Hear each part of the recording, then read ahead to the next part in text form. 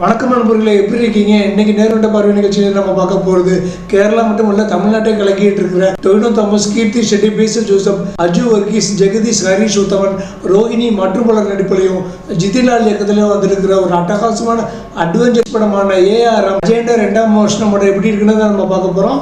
அதுக்கு முன்னால் நம்ம யூடியூப் சேனல் சப்ஸ்கிரைப் பண்ணிடுங்க, பக்கத்தில் பெல் ஐக்கானை கிளிக் பண்ணிடுங்க, உங்க நண்பர்களுக்கு சஜஸ்ட் பண்ணுங்க, ஷேர் பண்ணுங்க. இப்போ அவங்க படம் எப்படி இருக்கு நம்ம பார்ப்போம். தாழ்த்தப்பட்ட ஜாதி மக்கள் வசிக்கிற ஒரு அழகான மலை கிராமம் தான் ஹரிபுரம். அந்த கிராமத்தில் ஒரு நாள் ராத்திரி ஒரு நட்சத்திரக்கல் வந்து விழுது. எடக்கல் நாட்டு ராஜா அந்த நட்சத்திரக்கல்லை மீட்டு கொண்டு வந்து அதுல இருந்து ஒரு அழகான விலை மதிப்பு வாய்ந்த ஜோதி விளக்கை தயாரிக்க சொல்றாரு. அப்ப அந்த நாட்டு மேல வெளிநாட்டுக்காரங்க படம் எடுத்து வர்றதுனால எடக்கல் நாட்டுக்கு ராஜாவுக்கு பெரிய ஆபத்து வருது. அப்ப கேளு நாயனார் அலைஸ் குஞ்சு கேளுங்கிற டொவினோ தாமஸ் அந்த வெளிநாட்டு படை தலைவனை கொண்டு எடக்கல் நாட்டு ராஜாவையும் நாட்டு மானத்தையும் காப்பாத்துறாரு. அதுக்கு பரிசா என்ன வேணும் கேட்கிறாரு ராஜா. நட்சத்திர கல்லால தயாரிக்கப்பட்ட அந்த ஜோதி விளக்கை நீங்க எனக்கு கொடுத்தீங்கன்னா அதை எங்க ஹரிபுரம் கிராமத்துல ஒரு கோவில் கட்டி அந்த விளக்கை பிரதிஷ்டை பண்ணி எங்கள் மக்கள் வந்து பிரார்த்தனை பண்ணுவாங்க, அதனால அந்த விளக்கை தாங்கன்னு கேட்கிறாரு. ராஜாவும் அப்படியே ஆகட்டுன்னு ஜோதி விளக்கு எடுத்து கொடுத்துறாரு. ஜோதி விளக்கு கொண்டு வந்த உடனே ஹரிபுரம் மக்கள் ரொம்ப சந்தோஷப்பட்டு அவரை வாழ்த்துறாங்க, கோவில் கட்ட ஆரம்பிக்கிறாங்க. ஆனால் அந்த நேரம் பார்த்து எதிர்பாராத விதமாக ஹரிபுரம் கிராமத்தில் சின்னம்மை நோய் பரவி குஞ்சுகேலு உட்பட எல்லாருமே இறந்துடுறாங்க. ரொம்ப வருஷம் கழிச்சு எங்கே இருக்குன்னு யாரால கண்டுபிடிக்க முடியாத அந்த ஜோதி விளக்கு குஞ்சுகேலுடைய வம்சாவளியான மணிங்கிற 2வது டொவினோ தாமஸ் கொண்டு வர்றாரு. ஆனால் அவர் அடிப்படையில் ஒரு கொள்ளைக்காரங்கிறதுனால அவர் ஜோதி விளக்கை எடுத்துட்டு போகும்போது அவர் திருடிட்டு போறாருன்னு அந்த ஊர் மக்கள் அவர் கொண்டு வர்றாங்க. இப்போ மணியனுடைய பேரனான அஜய்ங்கிற டொவினோ தாமஸ் ஒரு எலக்ட்ரீஷியனா இருக்காரு. இப்ப கதை வந்து 1990களில் நடக்குது. அவர் அந்த ஊர் ஜமீன்தாரான சதுர்த்தி நம்பியாரோட பொண்ணான லட்சுமிங்கிற கீர்த்தி ஷெட்டியை காதலிக்கிறாரு. ஆனா அந்த கிராமத்து மக்கள் அவர் மணியனுடைய வம்சாவளி திருட்டுப்பாய் குடும்பம்னு அவரை ஒதுக்கி வச்சிடுறாங்க. அஜயனுடைய அம்மா ரோஹிணி தன்னுடைய குடும்பத்துக்கு களவாணி குடும்பம்னு ஒரு பேர் வந்ததுனால ரொம்ப வருத்தப்படுறாங்க. அந்த கலக்கத்தை எப்படியாவது மகனை வச்சு தொடக்கணும்னு நினைக்கிறாங்க. அப்ப அந்த ஊருக்கு டாக்குமெண்ட்ரி படம் எடுக்க சுகதேவ்ங்கிற ஹரிஷ் உத்தமன் போட்டோகிராஃபர்கள் கூட வர்றாரு. அவர் அஜயனோட குடும்ப வரலாறு தெரிஞ்சுக்கிறாரு. அவர் ஒரு நாள் ராத்திரி அஜயனை தனியாக மீட் பண்ணி அஜயனும் அந்த ஜோதி விளக்கு திருட முயற்சி பண்ணுறாருன்னு ஒரு சீன் கிரியேட் பண்ணி அதை ஒரு வீடியோ எடுத்து வச்சுக்கிட்டு இந்த கோயிலில் உள்ள ஜோதி விளக்கு வந்து ஒரு டூப்ளிகேட்டு, இதனுடைய ஒரிஜினலை நீ எங்கேயாவது எப்படியாவது கண்டுபிடிச்சி இந்த திருவிழா முடிவுக்குள்ள என்று ஒப்படைச்சிங்கன்னா உனக்கு ஒரு பெரிய தொகை சன்மானமாக கிடைக்கும், உனக்கு பிடிச்ச பொண்ணையும் நீ கல்யாணம் பண்ணிக்கலாம், உங்க குடும்பத்துக்குள்ள கலகமும் நீங்கிடுன்னு ஆசை காட்டுறாரு. இதை மீறி நீ இதை செய்ய மறுத்தா இந்த வீடியோவை நான் ரிலீஸ் பண்ணிடுவேன்னு மிரட்டுறாரு. வேற வழி இல்லாம அஜயனும் அந்த விளக்கை கண்டுபிடிக்கிற வேட்டையில இறங்குறாரு. கடைசியில் அவர் அந்த ஜோதி விளக்கை மீட்டாரா, குடும்பத்துக்கு ஏற்பட்ட கலகத்தை தொடச்சாரா, லட்சுமியை கல்யாணம் பண்ணாரா? இதற்கான விடையை வந்து கம்ப்யூட்டர் கிராபிக்ஸ் உத்திகளோட சொன்ன ஒரு வீரதீர சாகச படம் தான் ஏஆர்எம். படத்துல குஞ்சுகேலு, மணியன், அஜயன் இந்த 3 கதாபாத்திரங்கள்ல நாயகனா டொவினோ தாமஸ் திரும்ப வந்துட்டேன் பாருன்னு அட்டகாசமா சொல்லியிருக்காரு. என்ன இவருக்கு முன்னேறும் முரளிக்கு அப்புறம் 2018 தள்ளுமாலா இந்த 3 படங்களை தவிர்த்து வந்த நீல வெளிச்சம், வாஷி, நாரதன், டியர் ஃப்ரெண்டு, அன்வேஷிப்பிங் கண்டதும், அதிர்ஷ்ய ஜாலகங்கள், நடிகர் எந்த படங்களுமே எதிர்பார்த்த அளவுக்கு ஓடல. ஏன்னா மலையாள சினிமாவுடைய முதல் சூப்பர் ஹீரோ படமான மின்னல் முரளி கொடுத்த ஒரு இம்பாக்ட் இந்த படத்துல இவர் ஒரு அதிரடி ஆக்ஷன் ஹீரோவா பார்த்த கேரளா மக்கள். அதுக்கப்புறம் இவர் நிறைய படங்களை வித்தியாசமான கேரக்டர்கள் பண்ணாலும் மேற்சொன்ன படங்கள்ல என்ன தப்பு நடந்தது அப்படின்னு தெரியல, மக்கள் வந்து அந்த படங்களை ஏத்துக்கல. இப்ப மறுபடியும் ஒரு அதிரடி ஆக்ஷன் மூவி படத்தை கொடுத்திருக்காரு, மக்கள் ஏத்துக்கிட்டாங்க. அதுல இந்த அதிர்ஷ்ய ஜாலகங்கள் படத்தெல்லாம் பாத்தீங்கன்னா ரொம்ப டிஃப்ரெண்டான ஒரு கேரக்டர் பண்ணிருப்பாரு. தன்னுடைய உடம்புடைய கலர்லாம் குறைச்சு ஆளே அடையாளம் கண்டுபிடிக்க முடியாத அளவுக்கு டோட்டலா வேற மாதிரி வந்திருந்தாரு டொவினோ தாமஸ். இப்ப 50வது படமா டொவினோ தாமஸ்க்கு வந்திருக்கிற படம் தான் ஏஆர்எம். ஃபர்ஸ்ட்ல ஒரு குஞ்சுகேலு கதாபாத்திரம் ரொம்ப அருமையா இருந்தது. படம் ஆரம்பத்துல ஒரு 1/4 மணி நேரம் தான் வருவாரு, நல்லா ஃபைட் எல்லாம் பண்ணி சூப்பரா பண்ணியிருந்தாரு. 2வது வந்து மணியன், இவர் தான் அந்த படத்தினுடைய ஒரிஜினல் கதாநாயகன். அப்பா மனுஷன் மணியை கட்டிக்கிட்டு அந்த மணி சத்தத்தோட ராத்திரி காட்டுல ஓடி வர சிங்கிள், ஊர் மக்களோட சண்டை போடுற அந்த காட்சி, போலீஸ் இன்ஸ்பெக்டர் அடிச்சு தூக்கி நொறுக்குற அந்த காட்சி, போலீஸ் இன்ஸ்பெக்டர் மேல ஏறி உட்காந்துக்கிட்டு அவர் சொல்ற அந்த டயலாக், முதல்ல வந்தது யாரு சொல்லு, கல்லனா போலீஸா, கள்ளம் தானே ஆவேசமா பேசுற அந்த சீன், லைட்டா மம்மூட்டியோட பாடி லாங்குவேஜ், வாய்ஸ் மாடுலேஷனை ஞாபகப்படுத்தினாலும் டொவினோ தாமஸ் பிரமாதமா பண்ணியிருந்தாரு. நம்ம ஆட்கள் தான் இப்ப 50வது படத்தை ஹிட் படமா கொடுத்தா மலையாள நடிகர்களும் போட்டி 50வது படத்தை வந்து ஹிட் படமா கொடுத்துறாங்க. டொவினோ தாமஸை இப்பதான் 2015 இன்னும் நின்ற மொய்தீன் படத்தில் பார்த்த மாதிரி இருந்தது. அதுக்குள்ள 50வது படத்துக்கு வந்துட்டாரு. வாழ்த்துக்கள். படம் முடிஞ்சு தியேட்டர்ல இருந்து வீட்டுக்கு வந்து ஒரு 4-5 மணி நேரமும் மணியும் தான் நம்ம மனசை ஆக்கிரமிச்சிருக்காரு. கிட்டத்தட்ட காயங்களும் கொச்சுண்ணி மாதிரி கேரள மக்களால் கொண்டாடப்பட்ட ஒரு கொள்ளக்காரனுடைய கேரக்டர். அடுத்து அஜய்னா டொவினோ தாமஸ் யதார்த்தமான நடிப்பை வெளிப்படுத்தியிருக்காரு. கிராம மக்கள் வந்து திருடன் வகையை திருட வம்சம் அவமானப்படுத்துற காட்சிகள் கும்பிடும் போதும் பொங்கிடும் போதும் அந்த கலரி போயிட்டு காட்சிகள் கிளைமாக்ஸ் சட்ட காட்சிகளை பிரமாதப்படுத்தியிருந்தார். படத்துல கியூட்டான காட்சிகள் பார்த்தீங்கன்னா அவருக்கு கீர்த்தி செட்டிக்குமான அந்த காதல் காட்சிகள் தான். அடுத்த படத்தோடைய நாயகி கீர்த்தி செட்டி. மலையாளத்தில் இதே உங்களுக்கு முதல் படம், ஆனால் இவங்களுக்கு சொந்த குரல் கிடையாது. மமிதா பைஜி தான் வாய்ஸ் கொடுத்துருக்காங்க. ஆனால் அந்த கியூட்டான ரொமான்ஸ் காட்சிகளை நல்லா பண்ணியிருந்தாங்க. அதுதான் அவங்களுக்கு அந்த படத்தில் நடிக்கக்கூடிய ஒரு உலக வாய்ப்பு கொடுத்துருக்கு. அடுத்து அஜயனுடைய நண்பனா பேசில் ஜோசப். இதுக்கு முந்தின படங்கள்ல நாயகனாக நடிச்சு இந்த படத்தில் நாயகன்லேருந்து கொஞ்சம் இறங்கி நாயகனுக்கு நண்பனா ஒரு காமெடியன் ரோல்ல வர்றாரு. இடையில ராத்திரியில் டொவினோ தாமஸ் தனியாக சந்திக்கிற காட்சியில டொவினோ தாமஸ் ஒரு டிராப்ல சிக்க வச்சு ஒருவேளை வில்லனோட கூட்டாளியா இருப்பவரை நம்மளை நம்ப வச்சிருக்காரு. ஆனா கடைசி வரைக்கும் ஹீரோக்கு சப்போர்ட்டா இருந்து ஹெல்ப் பண்ற காட்சிகளை பிரமாதப்படுத்தியிருக்காரு. தாராள மனசோட நாயகன்ல இருந்து இறங்கி செகண்ட் ஹீரோ கேரக்டர் பண்ண பேசில் ஜோசப் போது நம்ம கண்டிப்பா பாராட்டியே ஆகணும். இந்த பேசில் ஜோசப் தான் மின்னல் முரளி படத்தோட டைரக்டருங்கிறது ஒரு போனஸான தகவல். அடுத்த படத்தில் போலீஸா வந்து டொவினோவுக்கு சப்போர்ட் பண்ற அஜு வர்கீஸ், கீர்த்தி செட்டியோட அப்பா வர அந்த நடிகர், வில்லன் அவர் ஹரிஷ் உத்தமன், மணியனுடைய மனைவி மாணிக்கமா வர சுரபி லட்சுமி, குஞ்சிகேலுடைய காதலி அவர் ஐஸ்வர்யா ராஜேஷ் எல்லாருமே கிடைச்ச இடங்கள்ல நல்லா ஸ்கோர் பண்ணியிருக்காங்க.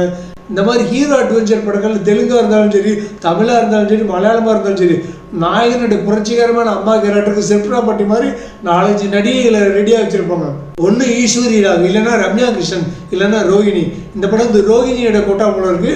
மொத்தத்தில் காஸ்டிங் டிபார்ட்மெண்ட்ல திருப்திகரமாக அமைச்ச படம் தான் ஏஆர்எம். படத்தோட இயக்குனர் ஜிதின்லால். இவருடைய முதல் படம் கல்கி 2019 வந்து ஹீரோ டொவினோ தாமஸ் போலீஸா வந்திருப்பாரு. அந்த படம் எதிர்பார்த்த அளவுக்கு ஓடலை. அடுத்த மர வைரின்னு ஒரு ஷார்ட் ஃபிலிம் எடுத்திருந்தாரு. இப்போ இவருடைய 3வது ப்ராடக்ட் தான் ஏஆர்எம். நல்லா அருமையாக பண்ணியிருக்காரு. Story detailing, screen play, content எல்லா விதத்திலையும் ஓரளவுக்கு திருப்திகரமாகவே பண்ணியிருக்காரு. நம்ம ஒரு ரஞ்சித் மாரி செல்வராஜ் மாதிரி ஏஆர்எம் படத்தை ஒரு ஜாதிய சினிமாவாக ப்ரெசென்ட் பண்ணியிருக்காரு. இந்த படம் ஃபுல்லாக பேசுறது ஒடுக்கப்பட்ட மக்களுடைய கோவில் பிரவேசம் பற்றி தான். குஞ்சிகேலு, மணியன், அஜய் இந்த 3 பேருமே தங்களுடைய இணை அம்மா தங்கள் இன மக்கள் கோவிலுக்குள்ள அனுமதிக்கப்படணும், மற்ற மக்களுக்கு இணைய மதிக்கப்படணும்னு அந்த நோக்கத்தோட தான் இந்த கதாபாத்திரங்கள் வந்து படைக்கப்பட்டிருக்கு. இந்த படத்துல இயக்குனர் வந்து நம்ம மாரி செல்வராஜ் மாதிரி நிறைய கோடிங் வச்சிருக்காரு. இந்த படம் ஆரம்பத்தில் வர இந்த கிராமத்து பேரே வந்து ஹரிபுரம். காந்தி எப்படி தாழ்த்தப்பட்ட மக்களை ஹரிஜனங்கள்னு சொன்னாரோ அதே மாதிரி இந்த டைரக்டர் அந்த தாழ்த்தப்பட்ட ஜாதி மக்கள் இருக்கிற அந்த ஊரை வந்து ஹரிபுரம்னு வச்சிருக்காரு. அந்த ஃபேக் ஜோதி விளக்கு பார்க்க நல்லா அழகா பளபளன்னு இருக்கு. ஆனா ஒரிஜினல் ஜோதி விளக்கு நிறைய கம்மியா கருத்து போய் இருக்கு. இது மூலமா அவர் என்ன சொல்ல வர்றாரு அப்படின்னா, அந்த உயர்ந்த ஜாதி மக்கள் வந்து நல்லா வெள்ளையா அழகா இருக்காங்க, ஆனா தாழ்த்தப்பட்ட மக்கள் அழகு கம்மியா இருக்காங்க, மின்னுவதெல்லாம் பொண்ணு. அதாவது வெள்ளையா இருக்கிற மக்கள் எல்லாமே இந்த படத்துல கெட்டவங்களா வர்றாங்க, அந்த லட்சுமி கேரக்டர் தவிர. ஆனா அந்த கலர் ஷைனிங் குறைஞ்சு போன அந்த ஜோதி விளக்கு மாதிரி கருப்பான மக்கள், நிறம் குன்றிய மக்கள் வந்து நல்லவங்களா இருக்காங்க. இந்த படத்துல தாழ்த்தப்பட்ட ஜாதிக்காரனான மணியனை ஒரு கடவுளாவே சித்தரிச்சிருக்காரு இயக்குனர். அவருக்கு மரணமே கிடையாது. சோ இந்த இடத்துல தாழ்த்தப்பட்ட ஜாதி நாயகனை ஒரு கடவுளாவே உயர்த்திருக்காரு டைரக்டர் ஜிதின்லால். நம்ம மாரி செல்வராஜ் பா ரஞ்சித் எல்லாம் தூக்கி சாப்பிட்டா இருப்போம் இந்த இடத்துல. இதே நம்ம மாரி செல்வராஜ் பா ரஞ்சித் எல்லாம் பண்ணி இருந்தா குனியை வச்சு கும்மி அடிச்சிருப்போம் நம்மளாம்.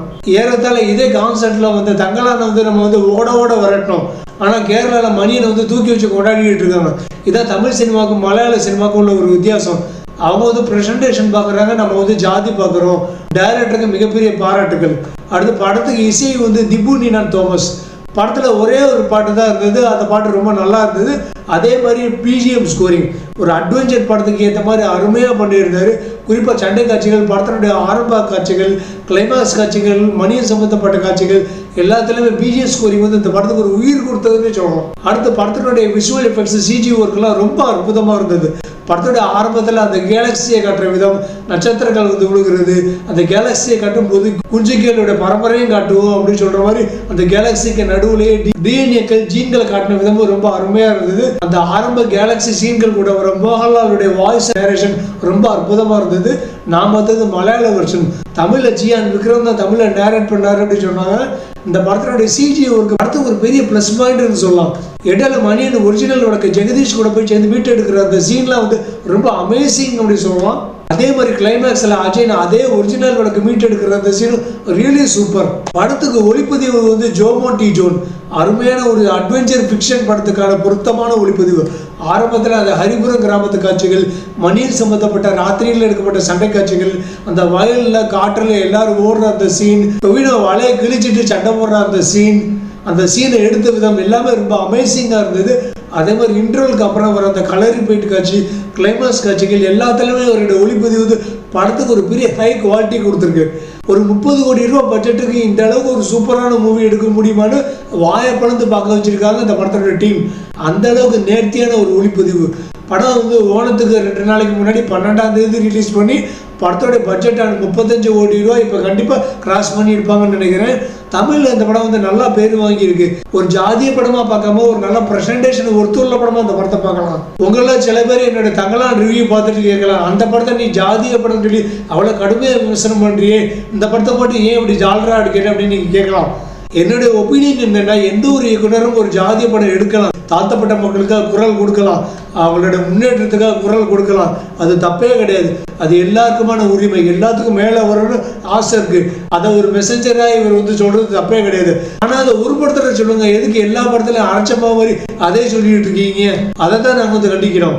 ஒருவேளை இந்த படத்தோட டைரக்டர் ஜிதின் லால் அடுத்த படத்தை இதே மாதிரி ஒரு ஜாதிய படமாக கொடுத்தா கடுமையாக விமர்சனம் பண்ணத்தான் செய்வோம். அடுத்த மைனஸ் பாயிண்ட்னு பார்த்தீங்கன்னா, மூவி ஆரம்பத்தில் 20 நிமிஷம் சூப்பராக இருக்குது. அதுக்கப்புறம் மணியன் வர்ற வரைக்கும் ரொம்ப லாகிங்காக இருக்குது. அந்த எலக்ட்ரீஷியன் டொவினோ தாமஸ், கீர்த்தி ஷெட்டி, அந்த கிராமத்து மக்கள் சம்மந்தப்பட்ட காட்சிகள் கொஞ்சம் இழுவையாகவே இருந்தது. ஃபர்ஸ்ட் ஹாஃபில் கொஞ்சம் கேளு மணியன் சம்மந்தப்பட்ட காட்சிகள் தான் கொஞ்சம் ஆறுதலை கொடுத்தது.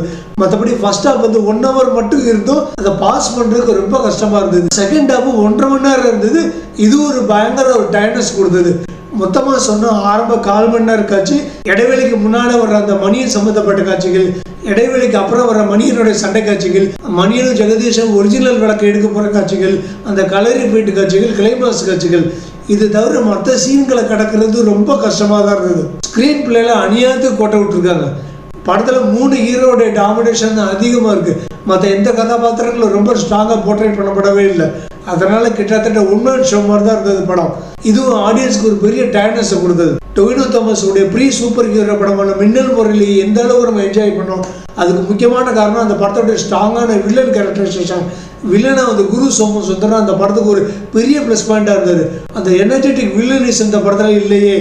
3 ஹீரோக்கள் இருந்து 3 ஹீரோக்கு பொருத்தமா ஒரு வில்லன் கூட இல்லை. எல்லாருமே ரொம்ப சொத்தையா இருக்காங்க. படத்துல வில்லனுங்க வரிசையா வர்றாங்க, அடி வாங்குறாங்க, போறாங்க, ரிப்பீட்டு, வர்றாங்க, அடி வாங்குறாங்க, போறாங்க, ரிப்பீட்டு, வர்றாங்க, அடி வாங்குறாங்க, போறாங்க, ரிப்பீட்டு. நம்ம ரொம்ப பெருசா எதிர்பார்த்த அந்த போலீஸ் கேரக்டர், ஹரிஷ் உத்தம கேரக்டர் ஒரே அடியிலே சாஞ்சு விழுந்துடுறாங்க. ஸ்ட்ராங்கான வில்லன் இல்லாதனால 3 ஹீரோக்கள் இருந்து சிக்கன் பீஸே இல்லாத சிக்கன் பிரியாணி மாதிரி இருக்கு இந்த படம். அது மட்டும் இல்லாம படத்துல சம் லாஜிக் மிஸ்டேக்.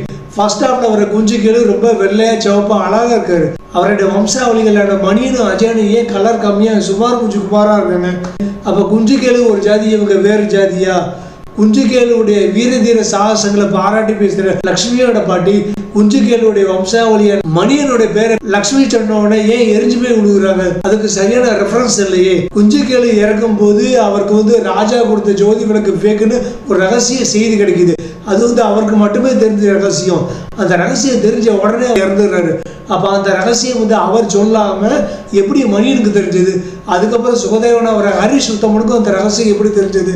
படத்துல நிறைய சீன்கள் ஈஸியாக ப்ரெடிக்ட் பண்ற மாதிரி இருக்கு. அந்த கலர் எஃபெக்ட் சீன் தவிர மொத்தத்துல இவங்க அந்த கம்ப்யூட்டர் கிராஃபிக்ஸ் அனிமேஷன் ஒர்க்கு காமிச்ச வித்தைய ஸ்கிரீன் பிளே கண்டென்ட்ல காமிக்க தவறிட்டாங்க.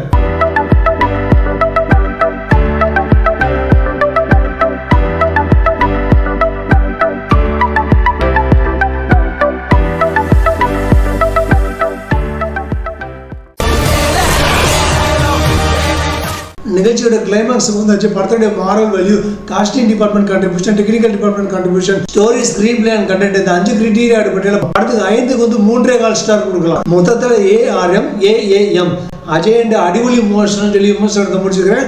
இந்த விமர்சனம் முடிச்சிருந்தா லைக் பண்ணுங்க, உங்க கருத்துக்களை கமெண்ட் பாக்ஸ்ல எழுதுங்க, நம்ம யூடியூப் சேனல் சப்ஸ்கிரைப் பண்ணுங்க, பக்கத்தில் பெல் ஐக்கனை கிளிக் பண்ணுங்க, உங்க நண்பர்களுக்கு சஜஸ்ட் பண்ணுங்க, ஷேர் பண்ணுங்க.